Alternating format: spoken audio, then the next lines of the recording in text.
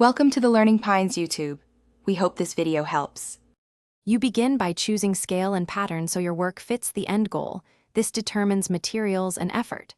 Once decided, pick fabrics and trims, velvet or satin for Anna, sheer glitter for Elsa, and buy slightly extra. Prepare tools now. A sewing machine speeds assembly, but hand sew where needed for control. Lay out pattern pieces and mark grain lines. Accurate cutting saves rework. Make sure to pre-wash stretchy fabrics to prevent later shrinkage before you stitch anything together. Start with the structural elements. Sew bodices and add interfacing at collars and waistbands so shapes hold. Once the torso fits, attach skirts and underskirts for volume.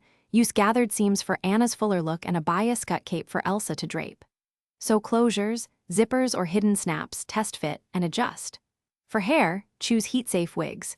Braid Elsa's side plate loosely and pin it to mirror the silhouette, and trim Anna's bangs to frame the face. That completes most character recognition.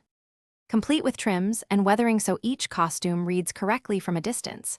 Sew or glue embroidered motifs and use fabric paint for small snowflake details, testing first on scraps. Once finished, do full fittings and walk through common movements to ensure seams hold and hems clear shoes. Alter as needed. If something goes wrong, check seam tension and replace fragile stitches immediately. Carry a repair kit with needle, thread, spare trim, glue, and a small iron for last-minute fixes. Thanks for watching.